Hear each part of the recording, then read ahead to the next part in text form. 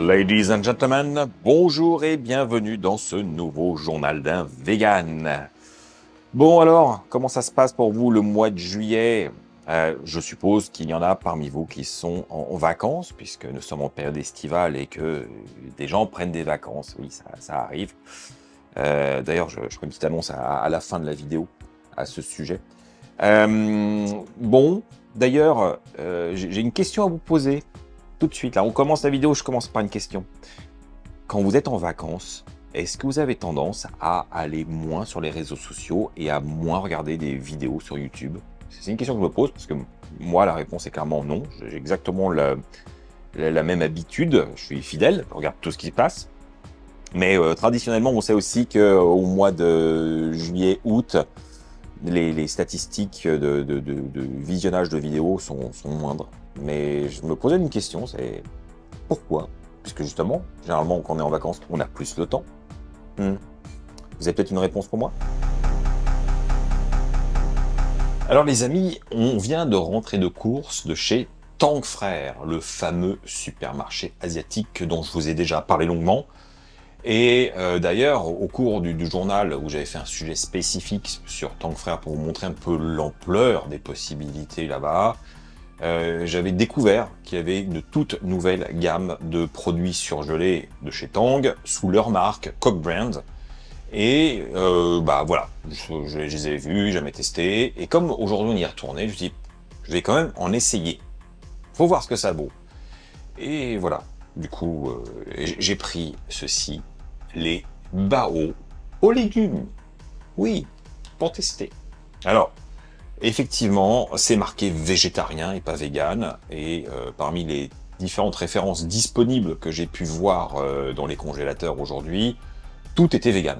Voilà. Mais ils ont choisi le mot végétarien. Je ne sais pas pourquoi. En tout cas, je vais me faire un plaisir de les cuire immédiatement. Alors ça se fait à la vapeur dans un petit panier traditionnel. Et puis voilà. Donc comme j'ai ce qu'il faut, ça ne va pas être un problème. Alors déjà, on va regarder à quoi ça ressemble. Ah, échec, ouverture facile, ce sera pour une autre fois. Ok.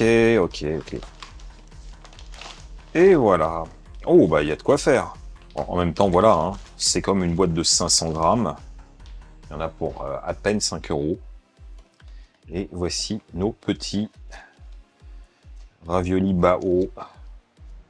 Et qui sont en train d'être décongelés parce que, vous l'avez compris, hein, on revient du magasin et il fait chaud. Bah ouais. Bon bah bien sûr, hein, vous pouviez compter sur moi pour compter le nombre de pièces. Eh bien 20, 10 par personne, puisqu'on est deux.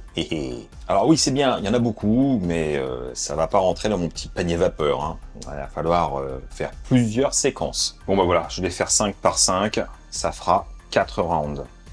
C'est parti pour 7 minutes. Et ça fait 7 minutes. Voyons. Ah, c'est un peu chaud, c'est bon. Ouh, ça n'a pas l'air mal. Et nous y voilà les amis. Bon, ça a l'air cuit, on va vite savoir. Je vais goûter. Ça a l'air trop chaud quand même.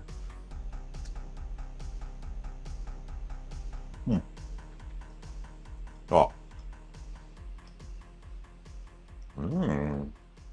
Oui, 7 minutes, c'est vraiment le temps parfait. C'est cuit, c'est chaud, c'est pas brûlant. Tout est bon. La pâte autour est légèrement gluante, mais c'est normal, hein, sinon ce serait pas des bao. Ensuite, les petits légumes à l'intérieur ont un côté très frais, un peu croquant, et à la fois il y a certains autres morceaux de légumes qui sont un peu fondants, donc il y a un bon jeu de texture. Et alors ce qui ressort le plus, je trouve, en parfum, c'est clairement le champignon, c'est le shiitake, qui lui a plus de volume que l'ensemble. Donc il prend le dessus, ce qui n'est pas pour me déplaire. Bah écoutez, c'est validé.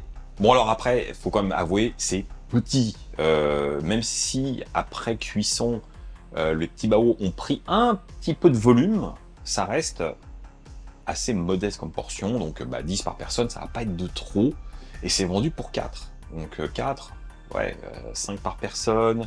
Avec plein d'autres choses à côté dans un repas, comme entrée, oui ça passe. Mais si vous avez décidé d'en faire un repas principal, seul en mode goinfre. Je pense qu'il n'y a pas de souci, et à deux, avec un petit truc à côté, ça sera aussi assez équilibré. Mais pour plus de personnes, ça va être un peu juste.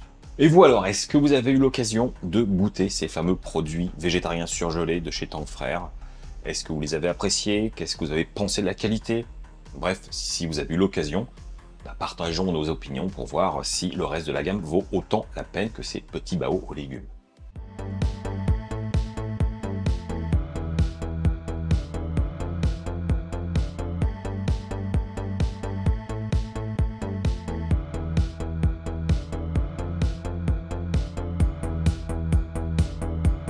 Bon, n'est-il pas temps de découvrir un autre établissement où on peut manger quand on est vegan? Eh bien oui, eh bien oui. Et aujourd'hui, je suis particulièrement excité parce que nous sommes dans un restaurant coréen. Et j'adore la cuisine coréenne. Malheureusement, il faut bien savoir que la majorité de la cuisine coréenne n'est pas du tout vegan-friendly, voire même pas du tout végétarienne. Il y a plein de pièges cachés et le kimchi en est un parfait exemple, puisque faut savoir que selon les régions en Corée, on utilise soit de l'anchois, soit de la pâte de crevette à l'intérieur de la préparation. Donc c'est un ingrédient caché. Et je pense qu'il y a beaucoup de véganes qui se font piéger par le kimchi s'ils ne savent pas comment il a été fait. Et ce qui a attiré mon attention dans ce restaurant, c'est qu'à la carte, c'est spécifié kimchi vegan. Nous sommes donc aujourd'hui chez Kamyeon et c'est situé dans la rue Galande. Alors ça évoquera peut-être quelque chose aux vieux Parisiens. C'est cette petite rue, pas très loin de Saint-Michel, en face de Notre-Dame, dans lequel il y a le fameux Studio Galande, où il y a les fameuses séances de Rocky Horror Picture Show. Toute ma jeunesse. Alors bon, ce qui est déjà très agréable, c'est que tous les plats sont très correctement siglés. Les plats végétariens sont séparés des plats avec de la viande. Et la majorité des plats végétariens sont véganes. Ou alors vous avez juste à demander, parce que parfois, le plat est complètement vegan, mais il y a un œuf mollet, par exemple, par-dessus sur les ramyons, qui peut être juste retiré. Il n'y a pas de souci, il suffit de vous demander. De toute façon, ici, ils savent que c'est que vegan. Donc on est en confiance. Il y a des grands classiques, hein, des plats de nouilles, des plats à base de riz, des plaques chauffantes, et puis des petits desserts, des petites entrées qui vont bien. Vous ne serez pas dépaysé si vous connaissez un peu la culture culinaire coréenne, mais on est quand même justement dans plus des choses végétales, curieusement, que des choses à base de viande. Tant mieux.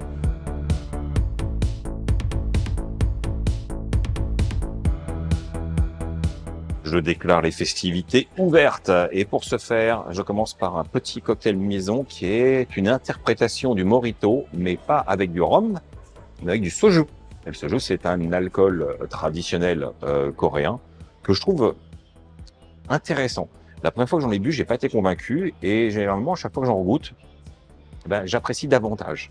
Donc voilà, ça y est, je pense que j'apprécie vraiment et je suis très curieux de voir ce que ça donne. C'est parti.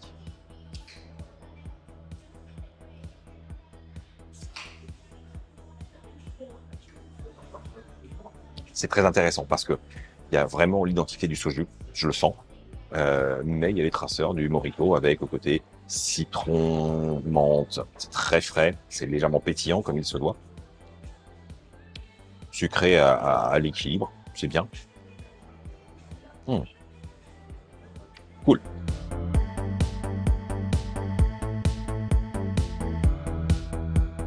Bon, sans plus attendre, je vais attaquer par le fameux kimchi vegan parce que c'est un peu ce qui m'a donné l'élan de venir ici. Donc oui, c'est un sujet important. Tout se joue maintenant. Alors là, un petit pot, on va pouvoir partager avec Laura. Il sent très bon. J'ai les papilles en éveil.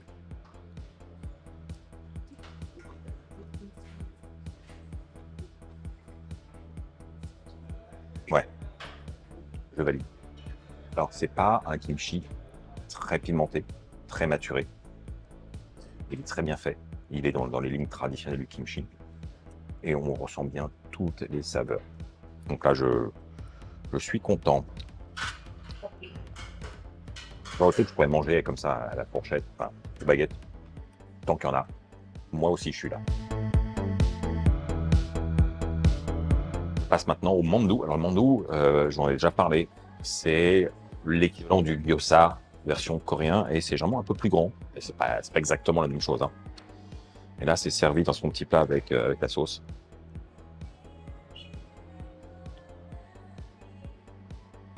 Mmh. La sauce est super bonne. Et les mandous, délicieux. Avec la petite cébette par-dessus.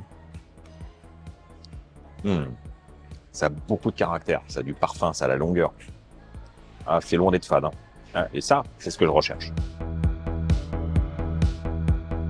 Alors, la suite. On a une troisième entrée. Ce sont des tteokbokki. Alors, normalement, c'est servi avec du cheddar. Mais là, c'est la version vegan. Donc, c'est nappé d'une petite sauce. Donc, le tteokbokki, ce sont ce qu'on appelle des gâteaux de riz.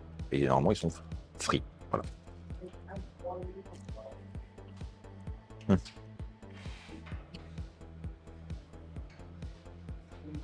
Ça fait chouic chouic sous la dent. C'est la première fois que je goûte ça frit. Et en fait, ça fait une petite croûte croustillante à l'extérieur, assez fine. Mais ça fait vraiment un jeu de texture intéressant. La petite sauce est assez vive en bouche. Et encore une fois, avec l'oignon vert, c'est bon. Ouais, ouais. Et je prends du plaisir, oui, oui.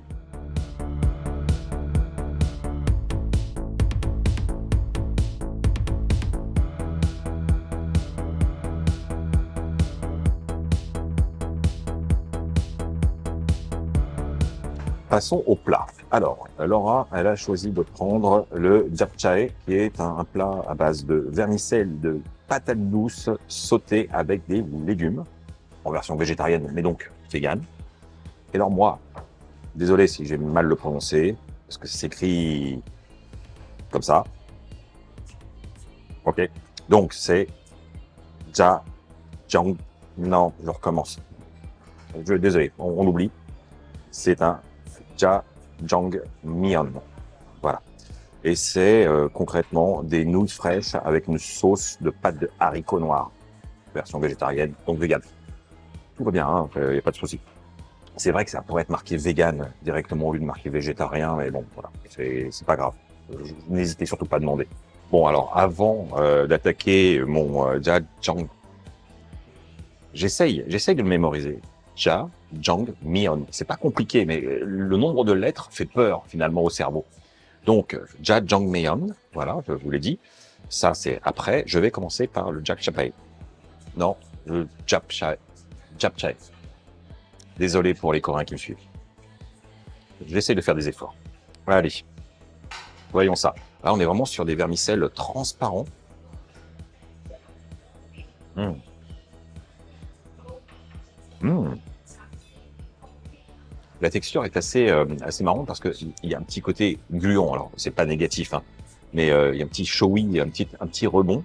On sent que c'est assez fragile et quand on le mâche, c'est un petit rebondi agréable. Et c'est pas comme une pâte de blé. Ça change. Moi, je mange un petit morceau de légumes quand même. On est sur des légumes sautés. La sauce est très bonne.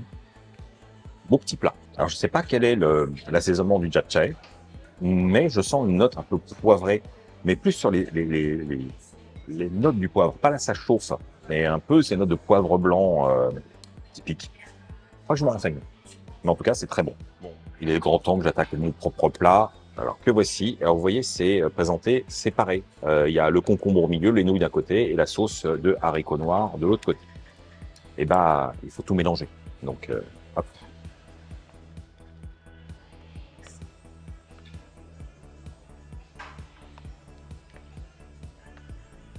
Voilà, c'est bien mélangé. Les nouilles sont recouvertes par la sauce. J'ai hâte.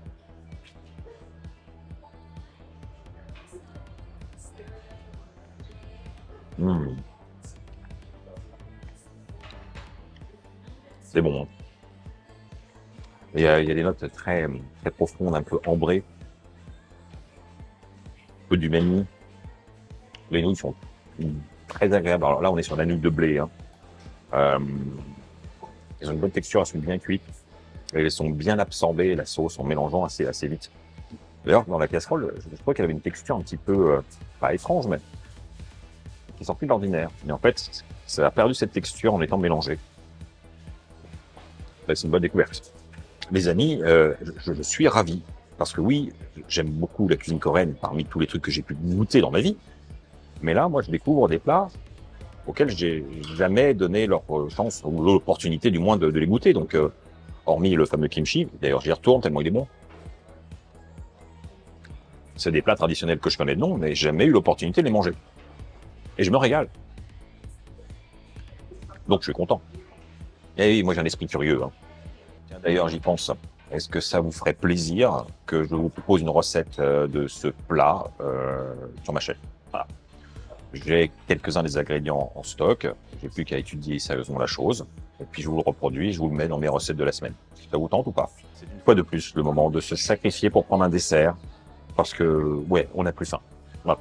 Mais quand même, là, il y a un tapioca et une lait de coco à la mangue qui a l'air sympa. Et il y a le hot toek qui est décrit comme des galettes fourrées, soit au Nutella, soit au haricots rouges maison. Donc, haricots rouges, forcément. Ça a l'air tentant. Ça a l'air très tentant.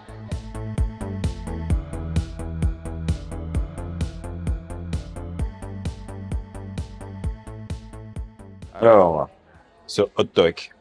Alors déjà, c'est pas fourré au haricot rouge. C'est une pâte de haricot rouge qui est en surface. Et ça ressemble à des petits beignets. Mmh. C'est ça. C'est l'esprit beignet. Avec un peu plus de densité en bouche. Et la sauce au haricot rouge, c'est très très bon. Mais ça, je connaissais déjà. C'est un goût que j'aime bien. Alors, je vais passer au tapioca mangue lait de coco. Là. Alors, c'est marrant, les billes de tapioca, elles sont vertes.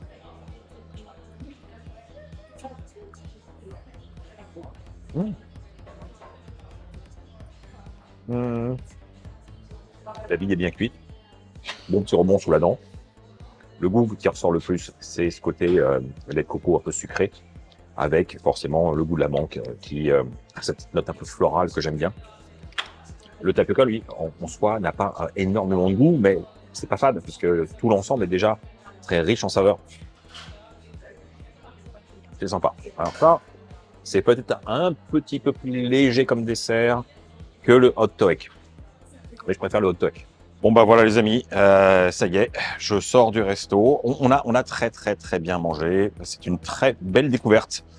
Je suis content. Je suis content. Comme quoi, il faut toujours regarder les restaurants, même qui sont pas véganes, lire les cartes, parce que parfois on a des surprises, même s'ils sont pas référencés dans les établissements véganes, etc. Donc belle découverte. Moi, je vous recommande chaudement de venir tester cet établissement si vous êtes amateur de cuisine coréenne, parce que là, vous ne le regretterez vraiment pas. Par contre, je trouve que c'est bien copieux. Hein. Ça a l'air d'être des petites portions, mais au cumul, ouais, c'est un bon repas. Et comme on se retrouve, bon, alors la semaine dernière, je vous annonçais que j'allais faire une FAQ. Et vous avez été assez nombreux à laisser vos questions dans l'onglet communauté de YouTube. Et j'ai donc toutes vos questions en main. Et je vais me faire un devoir de répondre aux questions les plus pertinentes. Alors j'ai fait un peu le tour, hein. Il y a un peu de tout. Il y a des questions personnelles, il y a des questions généralistes, des questions sur le véganisme, des questions de culture. Ah, bref, des questions à l'image de mon journal finalement, donc on est dans les clous. Et donc c'est parti pour cette FAQ de l'été. Pourrais-tu raconter ta rencontre avec Laura et votre secret, entre guillemets, pour être un couple qui dure? Oui, alors voilà, on est dans l'intime direct, hein, mais pourquoi pas après tout. Ça, c'est pas un secret, je l'ai déjà raconté quelques fois. En gros, on s'est rencontrés via un site internet de rencontres pour végétariens et véganes. Il y a un peu plus de 17 ans, je pense. En gros, c'était avant les réseaux sociaux. Hein. Donc, il y avait ce site et un forum dont j'étais l'administrateur. Et Laura est devenue modératrice de ce forum, et c'est comme ça qu'on a fait connaissance et qu'on a sympathisé, qu'on est devenus amis. Et il y a eu un truc en plus, voilà. Donc, on s'est rencontrés comme ça. Voilà, c'était pas du tout un site de rencontre au sens rencontre amoureuse, hein. C'était plutôt de la mise en relation entre personnes qui avaient envie de sortir de leur isolement par rapport à leur alimentation ou leur philosophie de vie. Et c'était très chouette. Ça n'a pas duré extrêmement longtemps, mais c'était très chouette. Et alors, est-ce qu'on a un vrai secret? Je pense que le secret, très sincèrement, c'est la communication. Bon, ça, je pense que tout le monde est au courant. C'est quand tout va bien, faut le dire. Quand il y a des choses qui ne vont pas ou qui pourraient aller dans une mauvaise voie, faut en parler. Il ne faut pas attendre de pourrir une situation. Il faut mettre son ego de côté aussi. On est deux. Donc ça ne veut pas dire qu'il n'y a pas deux individus et qu'on a fusionné comme une seule et unique entité. On a deux tempéraments, deux personnalités différentes. Et il faut savoir communiquer sans chercher forcément à avoir raison, tout simplement. C'est l'écoute, c'est le discours. Et donc ça se passe bien. Voilà, tout simplement. Ensuite, je serais intéressé pour un top 3 de tes films et séries préférées, ou top 5, ce serait encore mieux. Bon, on va essayer déjà top 3 et voir s'il y a autre chose. Dans le top 3, il y aura Fight Club, il y aura Crash, il y aura la saga Harry Potter, on peut continuer. Il y aura Starship Troopers, qui est un film que j'adore, et il y aura American Pie, parce qu'on se refait pas. Alors, on continue dans un moment de culture. En plus des séries, j'ai cru comprendre que tu étais aussi amateur de BD. Peux-tu nous donner les titres de référence de BD franco-belge en manga, à part Akira, et en comics? Alors, en comics, c'est mort. Je suis pas du tout comics. J'y connais rien, ça m'intéresse pas. Voilà. Comme ça, c'est fait.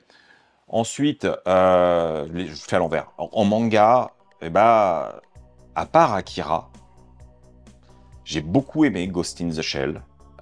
J'ai beaucoup aimé aussi la série Gantz. Très très bien. Après, voilà, j'ai lu pas mal de trucs, mais il n'y a rien où je me suis dit waouh, c'est incroyable, j'adore et je recommande. Je me suis vite lassé en fait de la phase manga.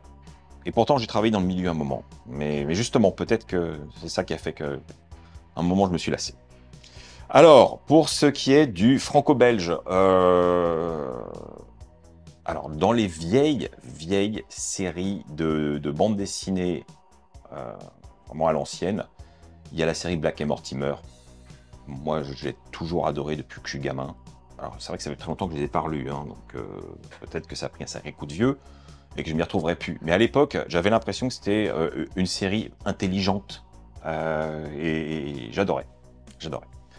Ensuite, bon, il y a la saga du Triangle Secret, dont j'ai déjà parlé.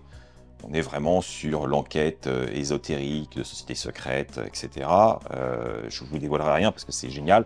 Et il y a plein de séries connexes au Triangle Secret, qui est la première série, mais il y en a d'autres qui se sont greffées.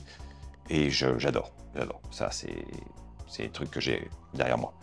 Ensuite, il y avait Sambre.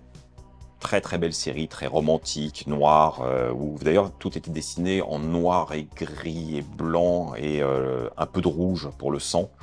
Mais sinon c'était très sombre. J'adorais cette saga. Toujours dans les choses un peu sombres et de la même époque, il y a l'Île des Morts.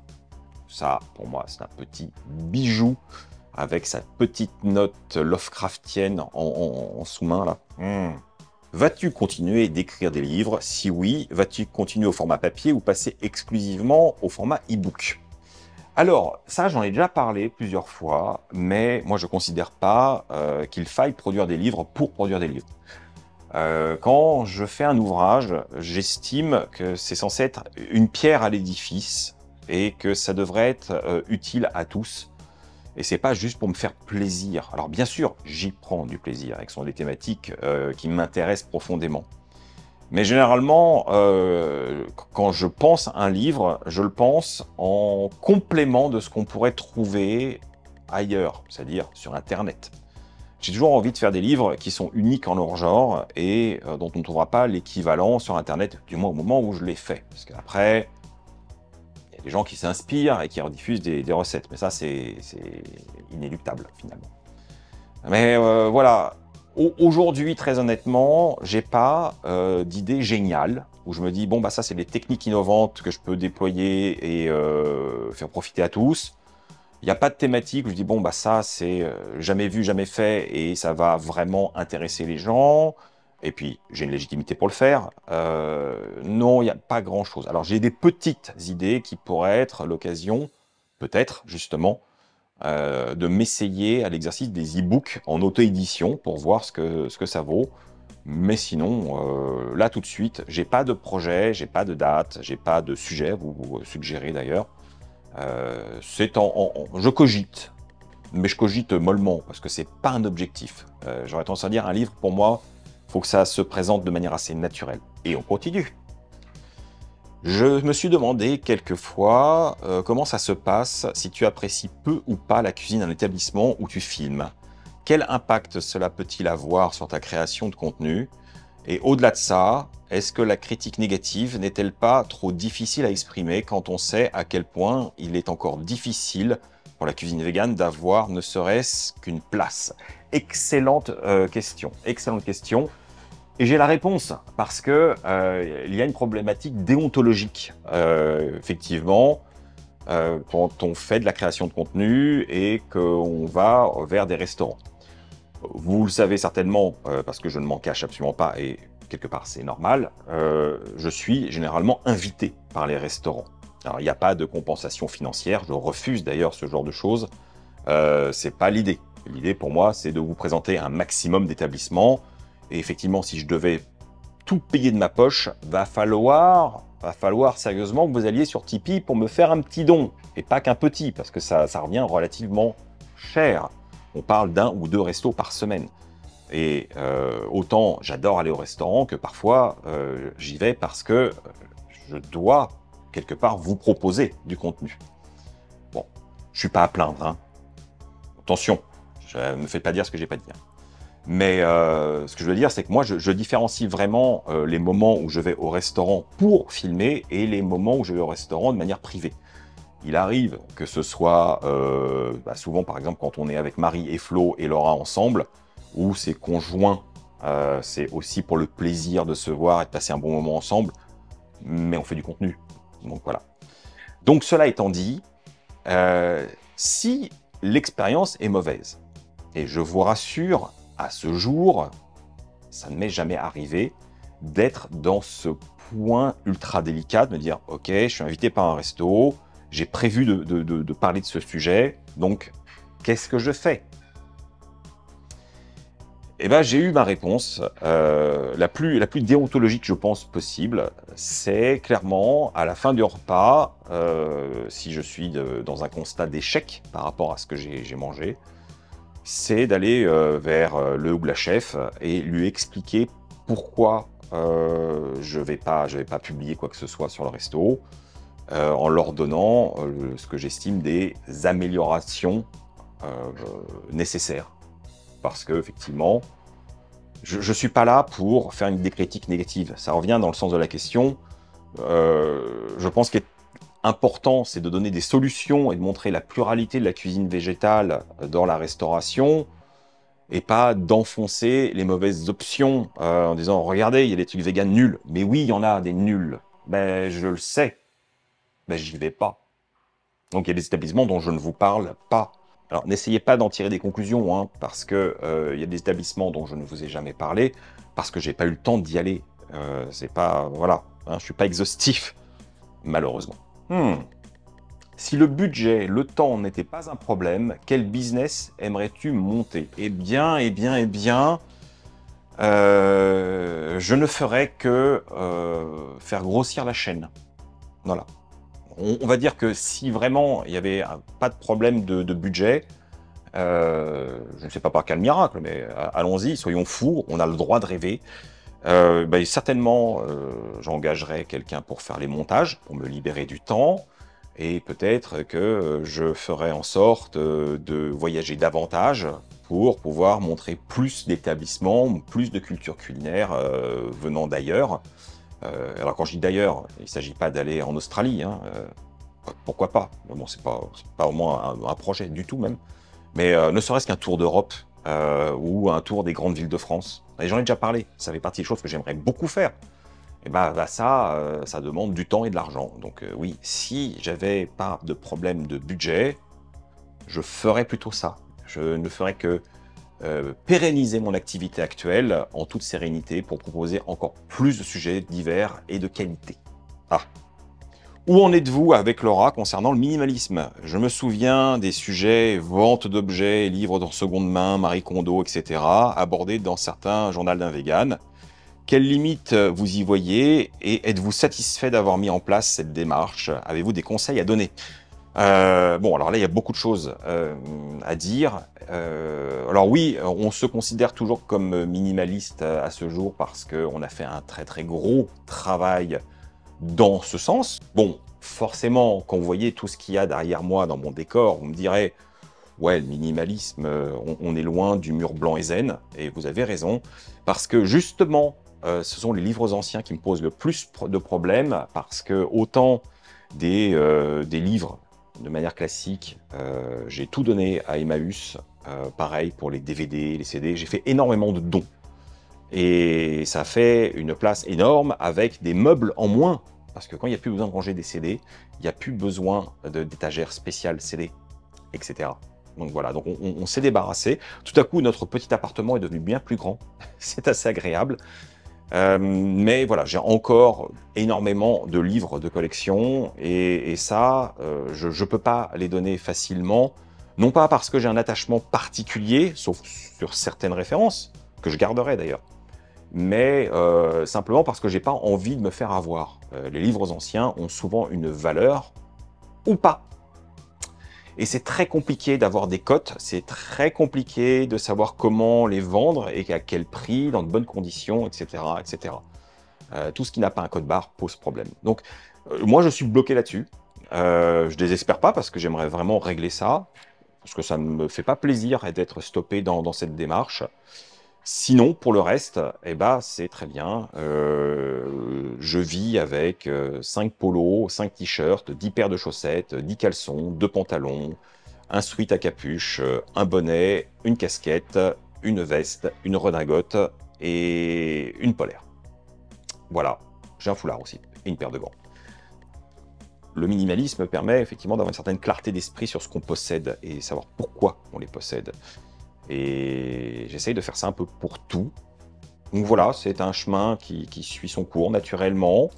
Et j'ai pas vraiment de conseils à donner, si ce n'est lire et regarder des documentaires sur le sujet. Il y en a beaucoup, il y a des chaînes YouTube spécialisées, j'en ai déjà parlé. Après, quand je pense que le jour où je réussis à faire ce vide derrière moi, je ferai un sujet sur le minimalisme sur ma chaîne, dans un journal, un vrai sujet où je prendrai le temps d'expliquer point par point comment mieux se préparer à aller dans cette voie et pourquoi y aller, parce que ce n'est pas une nécessité, je pense. Tu n'as jamais pensé à faire un meet-up avec tes abonnés, au moins sur Paris? Alors, si. Alors pour ceux qui ne sont pas familiers, un meet-up, c'est une rencontre, tout simplement. Organiser une rencontre. J'y ai souvent pensé, me dire ouais, ça pourrait être cool de donner un rendez-vous, un jour, une heure, en disant bah voilà, je serai à tel endroit, soyez libre de venir et qu'on se rencontre et qu'on discute, qu'on papote, sans que ce soit l'objet d'une dédicace ou ce genre de choses. Parce que j'aime beaucoup ces moments, justement, durant les dédicaces, où on peut échanger, avoir un petit moment privilégié, se rencontrer, échanger vraiment en profondeur. C'est cool, c'est super cool. Donc le faire, effectivement, ça pourrait être très sympa. Maintenant, c'est toujours pareil, ça prend du temps. Et puis, je vous avouerai que je connais plusieurs personnes qui ont déjà fait ce genre d'exercice, de faire des meet-up. Et ils étaient assez déçus de l'expérience parce que souvent, beaucoup de gens disent « Oui, oui, je viens ». Et puis finalement, au dernier moment, ils ont mieux à faire. Et puis, ils viennent pas. Donc, quand on attend de rencontrer 20 personnes et qu'il y en a 2 ou 3 qui viennent, c'est un peu rude, quoi. Surtout s'il y a des choses qui ont été organisées. Ça va être encore une autre histoire. Bref, je ne dis pas que je ne vais pas le faire. Maintenant, il faut que j'y réfléchisse sérieusement. D'ailleurs, vous pouvez me dire dans les commentaires, est-ce que ça vous intéresserait un jour que j'organise un meet-up sur Paris? Et est-ce que vous seriez au rendez-vous? Alors, en tant qu'amateur de café, as-tu déjà goûté le café de Lupin? Si oui, qu'en penses-tu? Dans le cas contraire, est-ce que ce produit t'intéresse? Alors, dans la question, il y a déjà une problématique. Amateur de café. Oui, je peux me revendiquer avec ce titre. Je suis amateur de café. Donc, en tant qu'amateur de café, je tiens à ce que le café soit du café et non pas fait avec autre chose que du café. Voilà. Alors, c'est pas que je suis fermé d'esprit, hein. J'ai goûté déjà du café de Lupin. Euh, J'ai fait goûter du café d'épeautre. J'ai goûté des trucs bizarres. Bah, ça n'a rien à voir avec du café. C'est pas les goûts que je recherche, c'est pas les sensations que je recherche. L'idée, c'est pas juste d'avoir un grain qui a été brûlé, broyé, moulu et infusé. Ça fait pas du produit un café. Même s'il y a un cousinage dans la méthodologie, mais c'est pas suffisant. Et pour moi, le café doit rester du café. Il n'y a pas d'ersatz valable. Surtout pour quoi faire. Parce que finalement, si l'idée c'est d'éviter la caféine, on a à l'heure actuelle de très bons cafés de spécialité décaféinés. Voilà, donc c'est possible aussi de passer à côté de la caféine tout en ayant les plaisirs du café et respecter les produits de terroir aussi. Donc le café de Lupin, très peu pour moi, honnêtement. Mais je peux comprendre, et je ne vais pas juger les gens qui aiment le café de Lupin, mais je juge l'appellation. J'appellerais ça plutôt du Lupin torréfié, mais pas du café. Ça va, tout se passe bien. On continue? Ok. Alors, hormis les restaurants, sortez-vous également pour aller au ciné, au théâtre, au concert et autres? Avez-vous les mêmes goûts sur ces sujets? Bonne question. Alors, très honnêtement, les restaurants et les coffee shops et les salons de thé, c'est un peu le truc qui nous motive. On aime sortir pour ça. Maintenant, si je reprends point par point, le cinéma, on n'y va plus depuis quelques années déjà. Avant, on avait même les cartes illimitées, hein, donc on y allait beaucoup trop peut-être. Et le problème des cartes, d'ailleurs, c'est justement que comme on a déjà payé, bah, on se sent un peu obligé d'aller au cinéma, même s'il n'y a rien d'intéressant à voir ou rien qui nous plaît, et du coup on se force.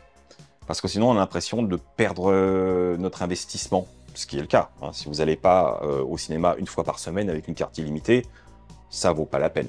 Ça vaut pas la peine. Et à force, bah, nous, on n'allait plus au ciné parce qu'il n'y avait rien et qu'à chaque fois qu'on y allait, c'était pour voir un truc un peu par dépit. Et puis voilà. Et j'avoue que depuis quelques années, il n'y a pas beaucoup de films qui sont sortis. Je me suis dit, ah, j'irais bien au cinéma le voir. Donc, bah, je ne vais pas au cinéma. Enfin, on ne va pas au cinéma. Et peut-être qu'on y retournera, mais voilà, c'est pas une nécessité. Puis c'est économiquement, on s'y retrouve pas. Je trouve que le cinéma coûte excessivement cher pour la qualité d'expérience actuelle. Bon, c'est justement quand on compare avec un simple Netflix, où vous payez à peu près 13 € pour 2 personnes, enfin, pour autant de personnes qui veulent être derrière l'écran finalement. Et qu'une place de ciné au plein tarif à Paris, c'est à peu près le même tarif pour une personne, pour une séance. Ouais. Et à un moment, je pense que le cinéma devrait revisiter son modèle économique ou offrir des expériences vraiment incroyables avec un service client d'accueil vraiment au top pour que ça justifie la dépense. Mais ce n'est que mon avis. Pour ce qui est du théâtre, c'est excessivement rare. Ça fait très longtemps que j'y suis pas allé, mais ça me manque pas. Les concerts, bah, c'est au fil des concerts. On en a fait beaucoup aussi. Maintenant, voilà, j'ai passé le cap de me dire qu'à chaque fois qu'il y a un artiste que j'adore, je veux absolument aller à son concert, surtout si je l'ai déjà vu en concert. J'ai envie de nouveautés. Et puis, je n'aime plus les gros concerts. J'aime que les tout petits et ça devient rare par rapport aux artistes que j'apprécie. Ou alors, ça se passe pas en France. Donc, les concerts, ça fait longtemps que j'ai pas mis les pieds dans une salle de concert. Et alors, est-ce qu'on a les mêmes goûts avec Laura? À peu de choses près, oui. Pour la musique, on écoute à peu près la même chose, sauf ce qui est plutôt musique industrielle. Là, c'est plus moi. Maintenant, pour tout le reste, on écoute la même chose.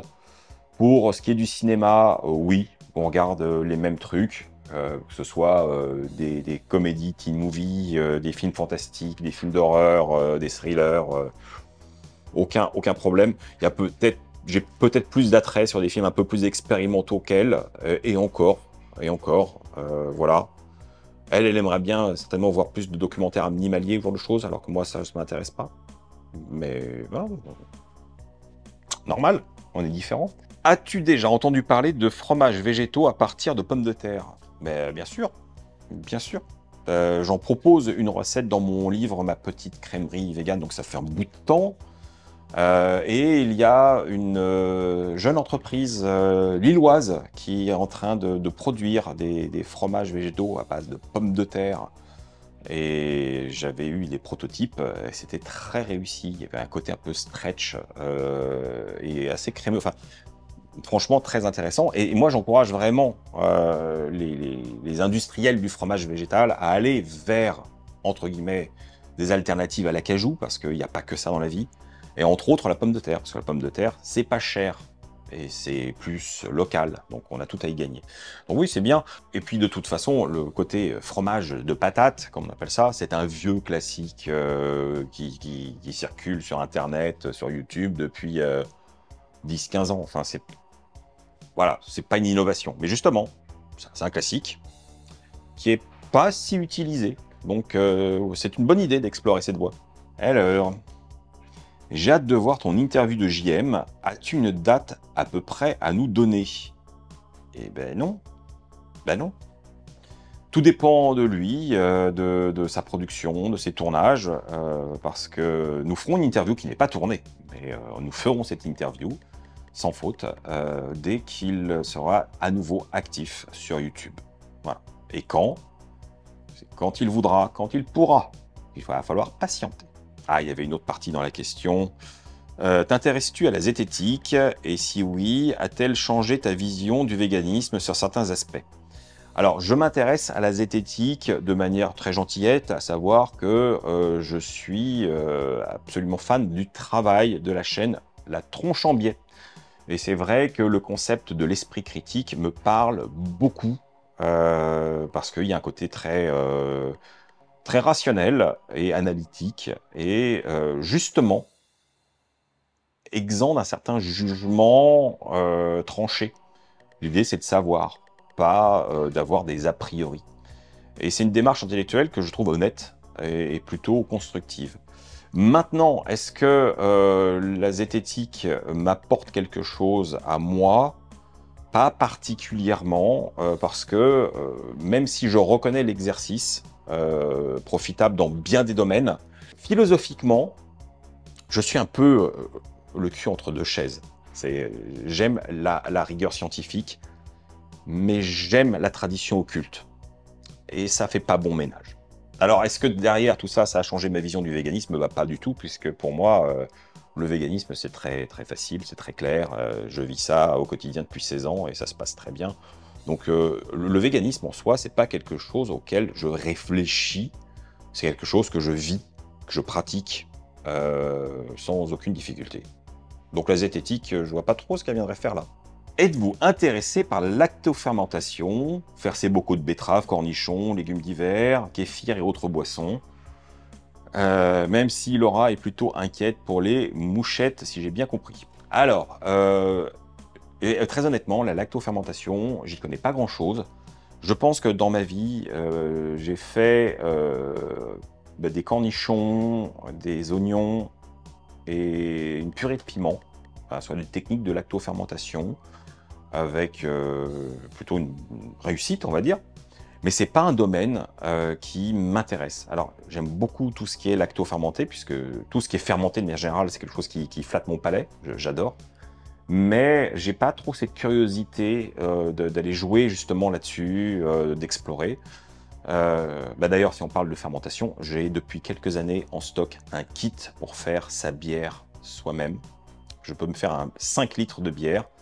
J'ai tout ce qu'il faut et je ne l'ai toujours pas fait. Et là, on est sur la fermentation, hein, donc ouais, je sais pas, je suis très dans la cuisine spontanée, assez instinctive, et les choses qui demandent du temps de pause, du temps de préparation, je dis pas que ça m'intéresse pas, mais j'ai pas le réflexe et j'aurais la patience de le faire, mais j'ai tellement d'autres choses à faire au quotidien que j'ai rarement l'étincelle de «Ah tiens, je vais prévoir, je vais faire un truc et puis on verra plus tard». Moins, donc c'est pas trop dans ma culture. Pareil pour le kéfir, le kombucha, c'est des choses, c'est le grand trip de Marie et Flo à l'heure actuelle, et c'est très chouette, je goûte régulièrement leurs expériences, c'est vraiment sympa. Mais moi, ouf, ça me branche pas plus. Quand est-ce qu'on pourra acheter des goodies Sébastien Cardinal, comme des mugs, des t-shirts et des poupées vaudou? Euh... Eh ben, figurez-vous que c'est une idée qui m'a caressé l'esprit un bout de temps, sur l'idée, par exemple, de faire un mug avec la sentence du style In vegan food porn we trust, avec un petit dessin caricature de moi avec la moustache, les lunettes. Et puis finalement, j'ai vite renoncé à cette idée parce que justement, quand on prône quelque part un mode de vie minimalisme et de se désengager d'un consumérisme inutile, je trouverais ça un peu bizarre de sortir des goodies qui finalement ne servent pas à grand chose. Bon, à part à me soutenir financièrement potentiellement et peut-être vous procurer un plaisir plus ou moins éphémère. Mais est-ce que ça en vaut la peine? Est-ce que ça en vaut la peine? Parce que derrière, il y a comme toute une logistique. Et je me dis, ouais, je sais pas. Je suis pas à l'aise avec l'idée. Et je dis pas que je le ferai jamais, mais il faudrait que ce soit quelque chose de ouais, vraiment qualitatif. Pas le goodies au sens merchandising un peu bas de gamme, juste parce qu'il y a un logo ou un nom. Enfin bon, ça c'est pas moi, c'est pas mon univers. Donc je ferai pas ça. Mais un truc plus quali, durable, intemporel, peut-être. Mais je sais pas. Je sais pas quoi. Alors, une question un peu à la marge pour Laurent également. Vous habitez en appartement en ville. Oui, nous sommes à Paris. Est-ce que vous seriez intéressé par une maison avec jardin pour y faire pousser vos légumes, vos fruits? Si oui, dans quelle région? La réponse, je peux répondre pour Laura, hein. La réponse est non, pas du tout. Alors déjà, moi je suis un citadin, pur jus, je suis même un Parisien, pur jus. Euh, et honnêtement, je ne suis pas du tout campagne, je ne suis pas du tout maison individuelle. C'est pas le genre d'énergie que j'apprécie. Alors je ne suis pas non plus très manuel, hein. J'aime cuisiner, donc je suis pas malhabile de mes doigts, mais voilà, aller cultiver mon jardin, non. Mais alors pas du tout. Je n'ai pas du tout cet instinct ni cette envie. Je voilà, je m'investirai pas là-dedans. Ah, comment vont tes finances? Tu évoquais il y a quelque temps tes difficultés et tu envisageais à l'époque de ne pas pouvoir continuer ta chaîne et ton travail sur les réseaux. Est-ce que aujourd'hui ça va mieux? Merci de le demander. Alors, est-ce que ça va mieux? Oui, parce que sinon, j'aurais été obligé d'arrêter depuis longtemps, depuis l'époque où j'avais effectivement soulevé cette problématique. Est-ce que c'est une situation qui est confortable?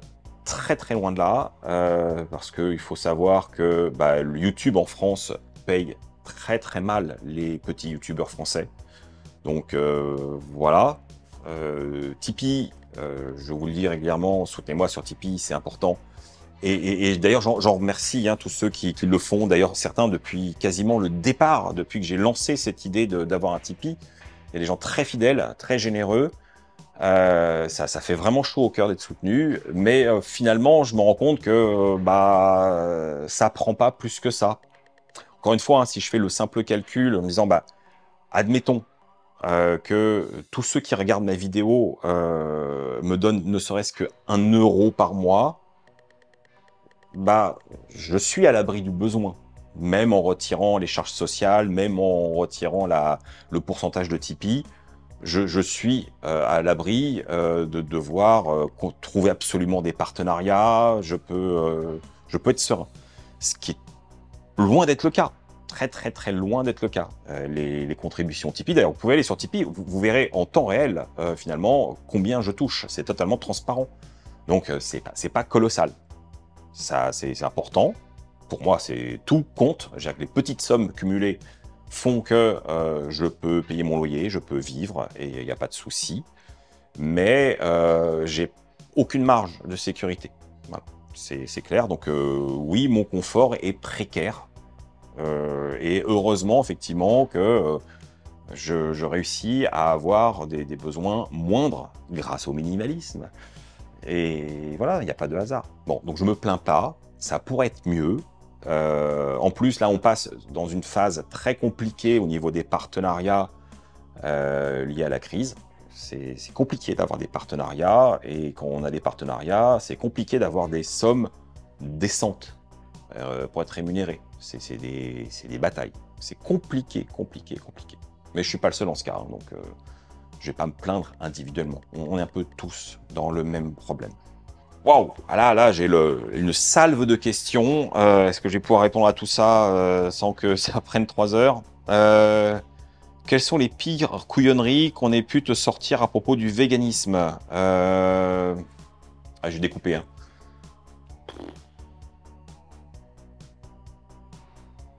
On m'a vraiment pas sorti grand-chose de complètement original ou intéressant. Généralement, je suis assez préservé des idiots. Hein. Généralement, on vient pas trop vers moi pour me poser des questions bêtes. Je préfère. Quels sont les véganes que tu fuis? Je fuis personne. Et puis surtout, je cherche pas à fréquenter des véganes. Je fréquente des gens. Et après, qu'ils soient véganes, bah, c'est cool. Et c'est le cas. J'ai pas mal de véganes dans mon entourage. Mais j'ai tout autant de personnes qui ne le sont pas. Et ça me va très bien comme ça. Donc, j'ai pas de vegan que je fuis particulièrement. Voilà. Je réponds pas vraiment à la question, mais parce que voilà, je vois pas trop. Qu'est-ce que tu aurais aimé faire en plus pour les animaux? Je sais pas non plus. Alors, je suis bien embêté, hein, parce que je ne fais que répondre à côté des questions. Parce qu'effectivement, moi, je suis pas quelqu'un de militant pour les animaux. Je milite finalement pour un mode de vie, quelle que soit la raison. Ça, vous le savez. Que ce soit pour les animaux ou autre chose. Ça me regarde pas. Le tout, c'est d'agir. Et je pense que moi, mon travail autour de l'alimentation végétale aide énormément à prendre conscience qu'on peut se passer d'exploiter les animaux pour se nourrir et qu'on peut très très bien vivre comme ça, et qu'il n'y a pas besoin. Donc je ne sais pas ce que je pourrais faire de plus par rapport à mes compétences, mon temps ou mes envies. Des projets de diffusion du véganisme aux enfants, par exemple? Non, pas du tout. Non, j'ai pas d'expertise là-dedans, j'ai pas de légitimité. Le monde des enfants et moi, c'est 2 univers parallèles. Je n'évolue pas du tout avec des enfants ou que ce soit. Et c'est volontaire, entre guillemets. Donc non, j'ai pas du tout de projet dans ce sens-là. Pour les personnes obligées à vivre en collectivité, foyer d'accueil spécialisé par exemple, je pense aussi aux EHPAD, à l'évolution dans les cantines.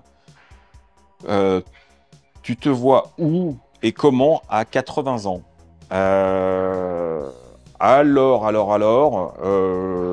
De manière très optimiste, à 80 ans, je me vois chez moi. En espérant avec Laura, qui sera plus jeune que moi, mais déjà âgée. Et on vieillira ensemble tranquillement dans une maison connectée en domotique et connectée à des réalités virtuelles sans sortir de chez nous. Oui, j'ai comme un vieux fond cyberpunk, ne l'oubliez pas. Donc si je dois choisir un avenir, je pense qu'en personne vraiment âgée, le confort de son domicile aidé par des technologies, ça me paraît idéal.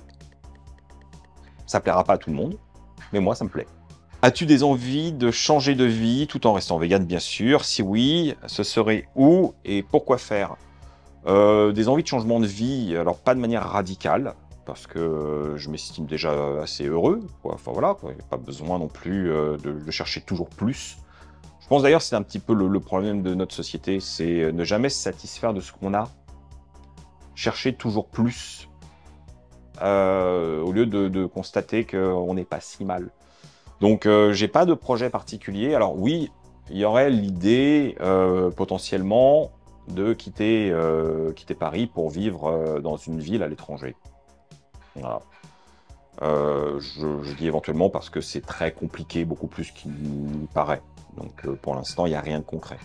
Mais ce serait ça, effectivement, moi, mon changement de vie, ce serait plutôt expérimenter la vie à l'étranger dans une très grande ville où on se sentirait bien avec Laura. Avez-vous déjà été adhérent, actif au sein d'une association végane, animaliste? Auriez-vous des conseils dans ce domaine? Je trouve qu'il n'est pas si simple de trouver une association pour faire du bénévolat, militantisme. Pensez-vous qu'il est plus efficace de donner son temps ou de l'argent? Alors, la seule association dont j'ai fait sérieusement partie, c'est l'association végétarienne de France, qui est finalement la plus ancienne association végane de France. Voilà. Et moi, je trouve que c'est important de soutenir généralement les grosses associations de ce type pour leur permettre d'avoir un peu plus de poids pour faire bouger les choses. Et voilà, donc j'étais rédacteur bénévole pour le magazine de l'association, donc c'était ma manière de contribuer à l'association, en plus de ma cotisation annuelle, bien sûr. Voilà. Une ou deux fois, j'ai tenu des stands d'ailleurs, ou donné des cours de cuisine, plein de choses comme ça. Mais voilà, mensuellement, à l'époque, quand j'avais encore le temps, je participais au magazine avec des recettes, des tests de produits, enfin, tout ce que je sais faire, finalement. Eh ben, je le faisais un petit peu dans le magazine. Voilà. Voilà, voilà. Sinon, c'est tout. Alors, est-ce que j'aurais des conseils en termes d'association? Ben, idem, l'association végétarienne de France, c'est une association qui est intéressante. Alors, elle n'est pas animaliste, mais elle prend le problème au niveau des individus pour diffuser un mode de vie qui est lié à l'animalisme à un moment ou à un autre. Si on a vraiment envie d'être dans quelque chose d'animaliste qui est efficace, je pense que rejoindre L214 est pertinent. Puisque là, effectivement, on va avoir l'inverse. On va avoir de l'animalisme qui utilise le véganisme comme un des moyens. Donc, dans tous les cas, c'est complémentaire. Après, voilà, on a Vegan Impact, on a PETA, on a quoi d'autre? Comme ça, là, qui me vient en esprit. Après, il y a des petites associations, aussi régionales, qui peuvent être intéressantes pour des actions locales. Mais voilà, de manière générale, je pense que AVF L214, là, on ne peut pas se tromper. Ce sera efficace. Alors après, la question, est-ce que il est préférable de donner de son temps ou de donner de son argent? Bah, ça dépend de si on a du temps ou si on a de l'argent. Chacun fait comme il peut, comme il veut. Bah, quand on a beaucoup de temps et pas d'argent, bah, je pense que la question, elle est vite répondue, comme dirait quelqu'un qu'on connaît bien.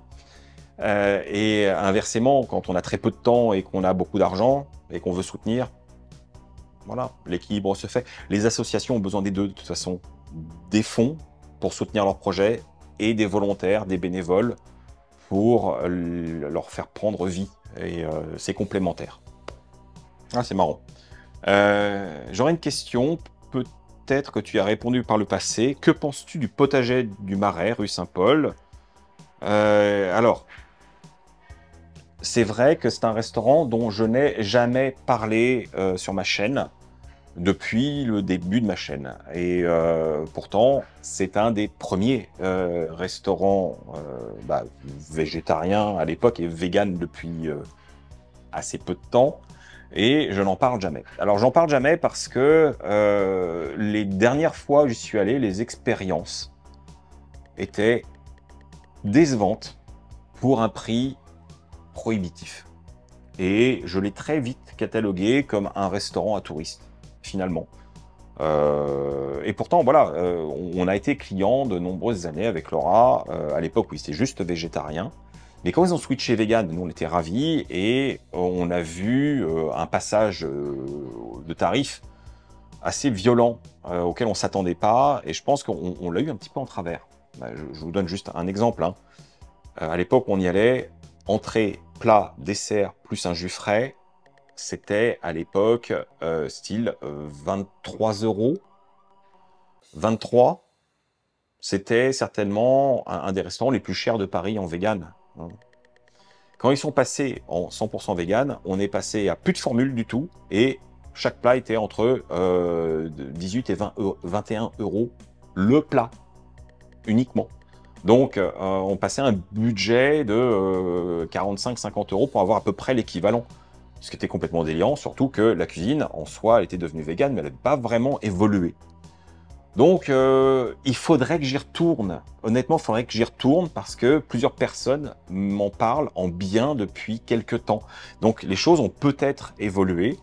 Les prix, je ne pense pas. Mais en revanche, la qualité est peut-être au rendez-vous et la surprise dans l'assiette. Je ne sais pas.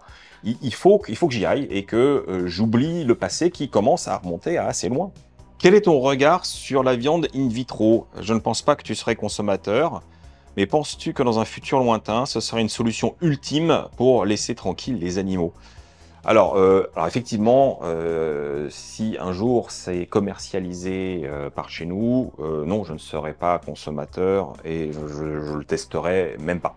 Voilà, parce que je suis vegan, donc je ne mange pas de chair animale, quelle qu'elle soit, in vitro ou pas. Sachant que quand même, qui dit viande in vitro dit prélèvement de cellules souches, donc on reste malheureusement toujours sur une exploitation animale. Donc on est très très loin d'un concept vegan et on n'a pas encore toutes les mesures pour savoir est-ce que c'est vraiment intéressant.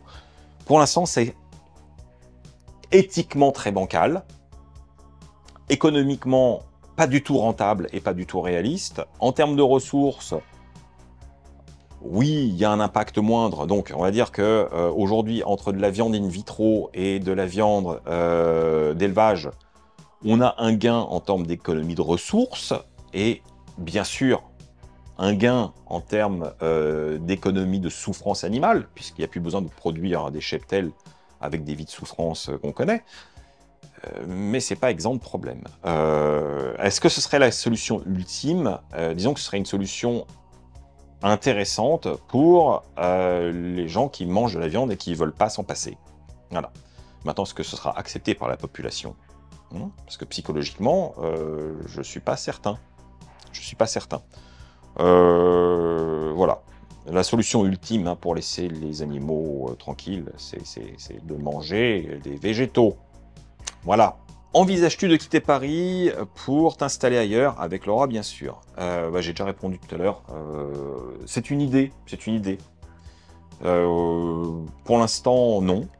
Mais si une opportunité se présente pour partir à l'étranger dans des pays qui nous intéressent, on se posera certainement la question. Maintenant, encore une fois, ce n'est pas simple du tout de pouvoir aller s'installer ailleurs. Du moins hors d'Europe. La question est connectée. Si vous deviez vous installer au Canada, est-ce que ce serait à Montréal? Est-ce que vous auriez le mal de Paris? Qu'est-ce que Montréal a de plus pour vouloir s'éloigner de Paris? Alors, il y en a qui suivent. Est-ce que ce serait à Montréal? Oui. Oui, parce que notre coup de cœur, c'est Montréal. C'est pas le reste du Canada et c'est pas le reste non plus du Québec que nous n'avons pas visité. Il y a peut-être des choses intéressantes, mais non, ce serait Montréal, ça c'est sûr, parce que on a eu un coup de cœur et un attachement particulier pour cette ville.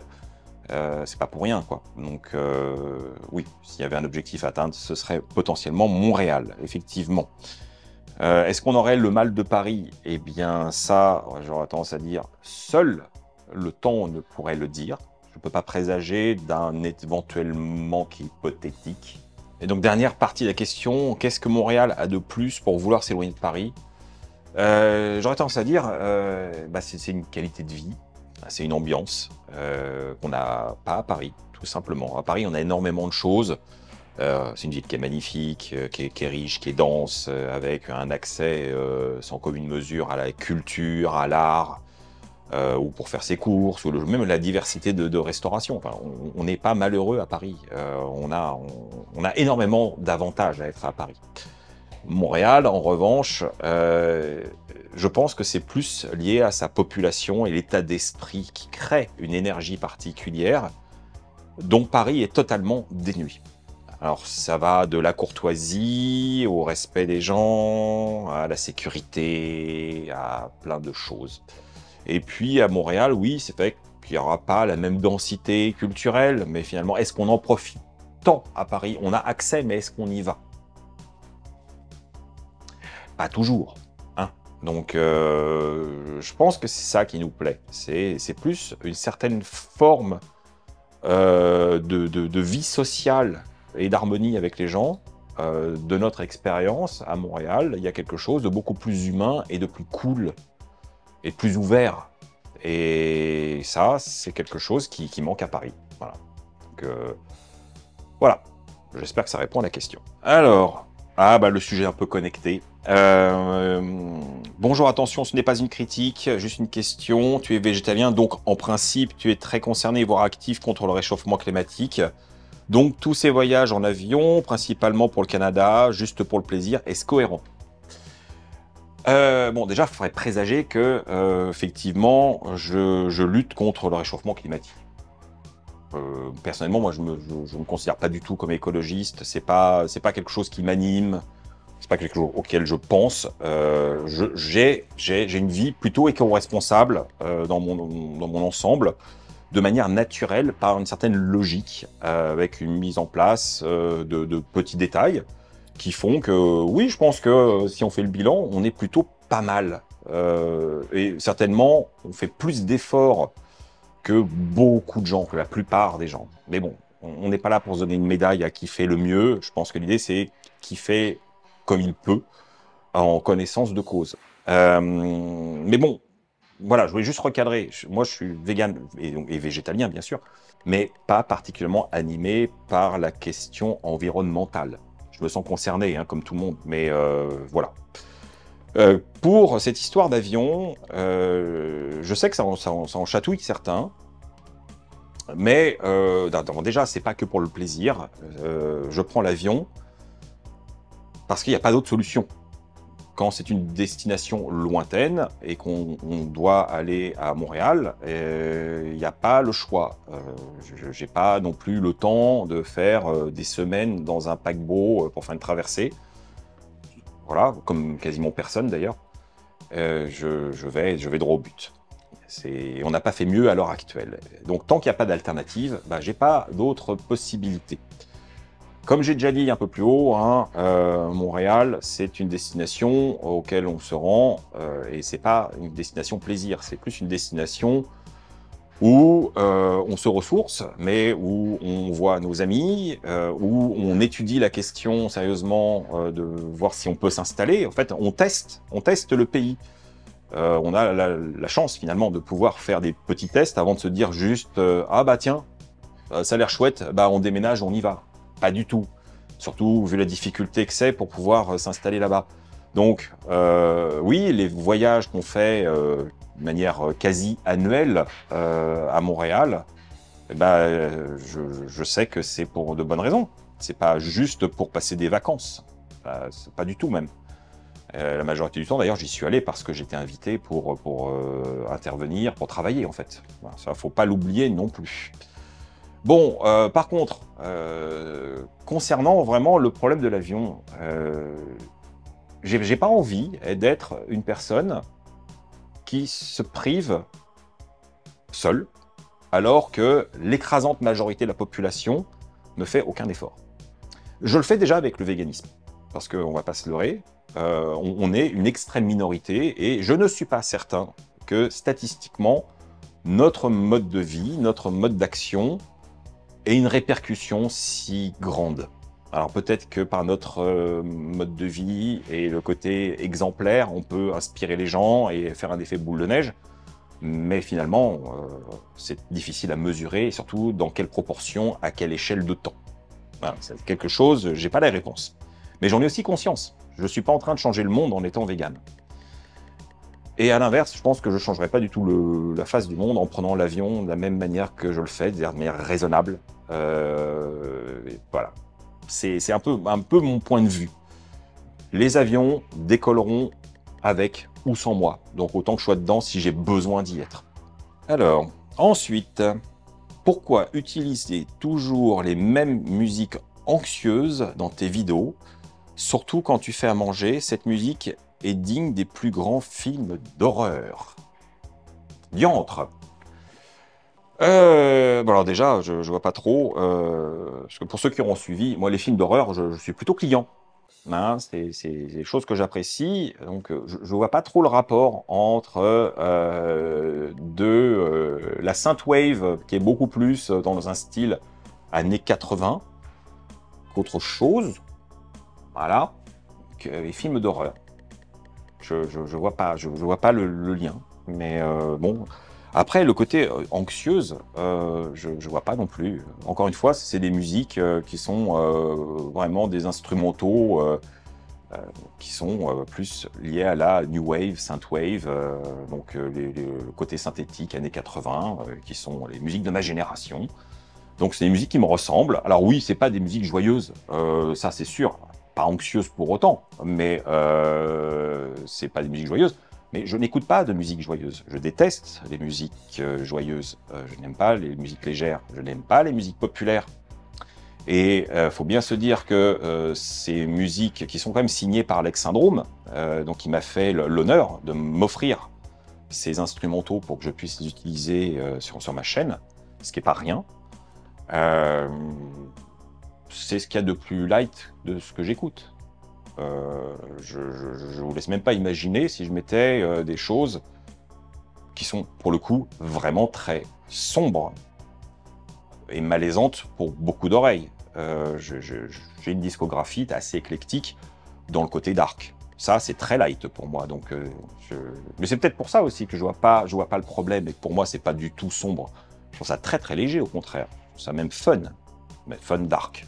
Ah Ah, ça va être intéressant, ça. Quelle est ta vision de l'avenir de l'humanité?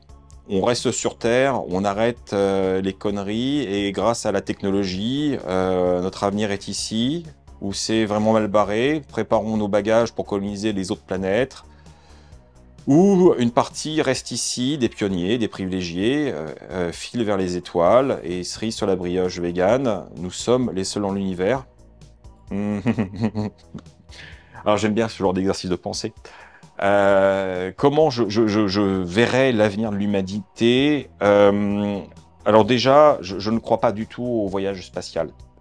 Voilà, la conquête spatiale, du moins le concept de dire on va aller s'installer sur Mars et terraformer Mars, c'est très peu probable. Au regard des technologies, de ce qu'on sait, c'est même de la science-fiction pure. Donc non, nous n'irons pas nous installer sur Mars, ni sur une des planètes de notre système solaire. Donc il faudrait pouvoir trouver une planète hors de notre système solaire qui corresponde aux conditions de vie adaptées à l'espèce humaine. C'est pas gagné. C'est pas gagné. J'ai pas dit que c'était impossible. Je n'en sais rien. Mais c'est pas gagné. Donc non, on reste ici. Est-ce que les technologies vont nous aider? À mon sens, oui, et je le souhaite très fort, puisque c'est plutôt comme ça que je raisonne. Les technologies, à bon escient, peuvent être un vrai secours pour énormément de choses. On peut avoir des technologies qui utilisent uniquement des déchets pour les transformer en carburant. Mais tout ça, on est en train de le faire. Donc j'ai beaucoup plus confiance dans ces idées qui ne sont pas si éloignées de la réalité et des possibilités techniques. Donc on verra bien ce que ça donne. Après, moi, sincèrement, l'avenir, si on y réfléchit à un instant, c'est sur Terre, et c'est peut-être sur Terre avec des constructions sous l'eau ou des constructions souterraines. Alors je dis pas ça parce que j'ai vu Silo il y a pas longtemps, hein. C'est quelque chose auquel je pense depuis très longtemps. J'ai toujours trouvé aberrant qu'on essaye toujours de construire des tours les plus hautes possibles au lieu de creuser.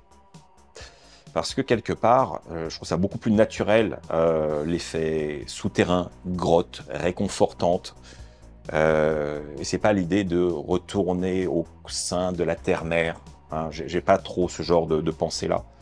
Mais je trouve que plus naturel, en tout cas, pour moi, d'aller sous terre que d'aller au-dessus. Donc, si on veut éviter de mourir de chaud, de subir des cataclysmes en surface, bah peut-être que l'idée de ville souterraine a beaucoup plus de sens.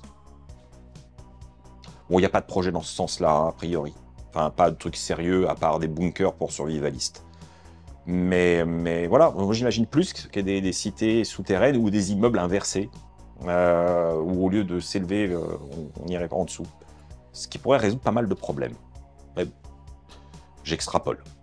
Ensuite, que penses-tu de l'image d'un grand abattoir qui fait 95% de son CA grâce à cette activité et qui aurait une branche végane? Ça, c'est très très peu probable. Alors, peut-être que quand tu dis abattoir, tu penses plutôt à une société qui produit de la viande ou de la charcuterie et qui aurait des alternatives véganes à son catalogue. Ce qui est déjà le cas dans certains cas, dans certains pays, dont en France. J'en pense quoi? J'en pense que c'est un mal nécessaire. Parce que je suis tristement réaliste. Les petites marques indépendantes, véganes et éthiques, elles sont absolument nécessaires. Mais c'est pas celles qui auront les capacités de production pour nourrir la planète et qui ont la force pour se distribuer de manière pratique et finalement de répandre la bonne parole. Donc, en revanche, je crois à un principe que j'appelle le darwinisme économique, s'adapter ou périr. Et aucune des grosses entreprises qui font de l'argent avec de la viande n'ont envie de disparaître. Et c'est alors pour ça qu'ils continuent. Mais ils continuent tout en cherchant des alternatives et ils se positionnent sur un marché. Donc, il y a fort à parier que la majorité des grands producteurs de viande actuels soient des grands producteurs de produits véganes de demain. Et il faudra faire avec. Voilà. Donc, c'est pas un choix, c'est pas des tickets de cœur, mais je suis plutôt réaliste, je pense, sur la question. Et c'est mieux d'aller en ce sens-là que l'inverse, n'est-ce pas? Ensuite, pourquoi beaucoup de véganes font la gueule dans la vie alors qu'ils devraient être complètement joyeux? Parce que les véganes sont des humains comme les autres et que la joie, ça se commande pas. Et voilà les amis, on en a enfin fini avec cette FAQ de l'été. Voilà, il y avait pas mal de questions, divers sujets. J'ai fini par répondre à peu près à tout le monde et ceux à qui j'ai pas répondu, c'est parce que quelqu'un avait déjà posé la question que ce serait la même réponse. Donc voilà, mission accomplie. J'espère que ça vous aura fait plaisir que je vous réponde. Et moi, ça m'amuse bien, ce genre d'exercice. On refera une FAQ en automne. Ouais. Je pense qu'une petite FAQ à toutes les saisons, ça peut être bien. Mais pas plus, parce qu'après, bon, on a d'autres choses intéressantes à dire aussi, je pense. Bien, ce midi, on va se la jouer salade tomate oignon, chef. À savoir que j'ai trouvé du kebab vegan pas cher dans mon petit magasin de déstockage habituel. D'ailleurs, je me rends compte que je trouve souvent mon inspiration par rapport à des trouvailles dans ce magasin. Je ne sais pas ce que je vais vraiment trouver parce que je ne cherche rien, c'est un peu le principe, et je vois ce qui est disponible. Parfois, il n'y a rien du tout, parfois, il y a des choses à foison, et parfois, il y a un truc. Et c'est avec ça que je vais faire quelque chose. Bon, là, cette fois-ci, il n'y avait que une promo sur quelques produits Planted, donc le kebab et l'émincé. J'ai repris le kebab, qui n'a pas un parfum vraiment incroyable, mais la texture est sympa. Donc aujourd'hui, je vais me baser là-dessus pour vous faire un durum. Et alors pour ceux qui ne savent pas ce que le durum c'est en gros comme un kebab, sauf qu'au lieu d'être dans un pain turc, eh bien c'est dans une galette. C'est la différence. Tout est dans le pain. Donc c'est ce que je vais faire tout de suite, à ma manière bien sûr.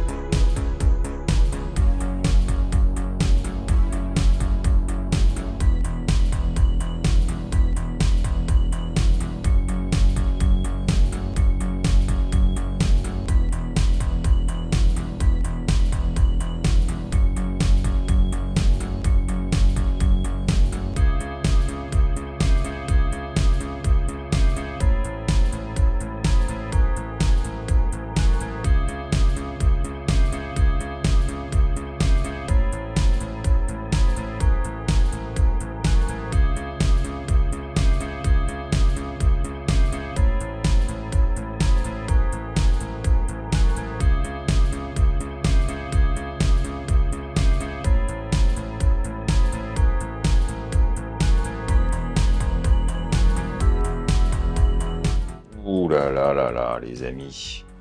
On y est, on y est. J'ai hâte de mordre dedans, donc je ne vais pas attendre davantage.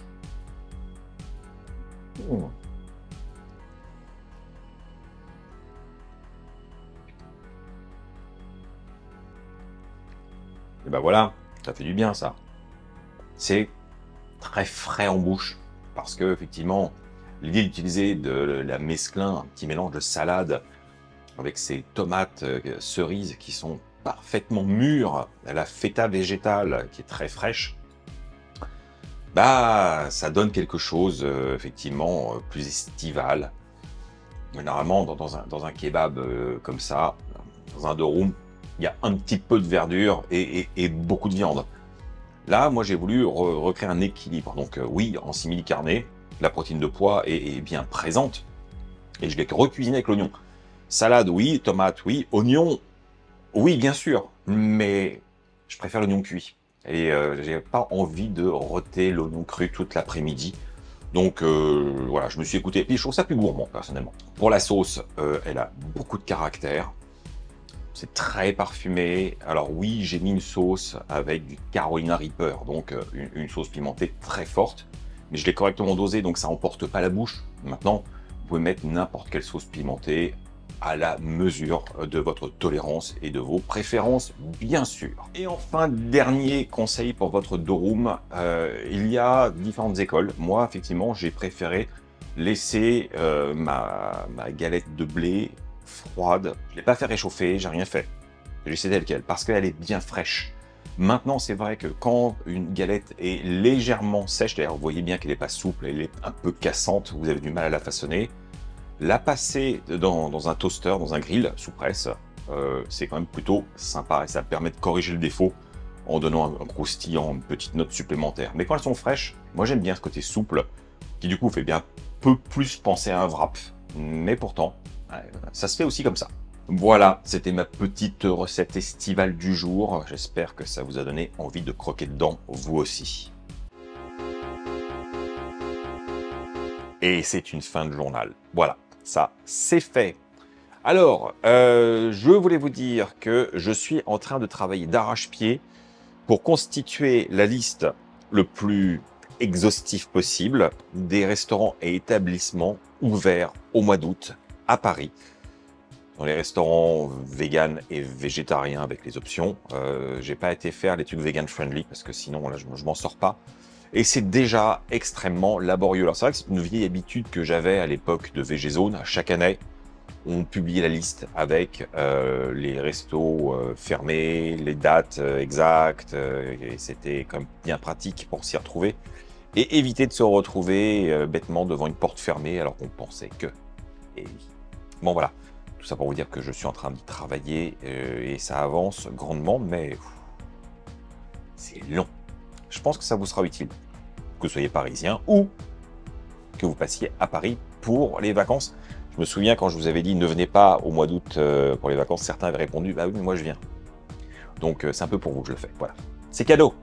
Sur ce, n'oubliez pas de me soutenir de toutes les manières possibles et imaginables.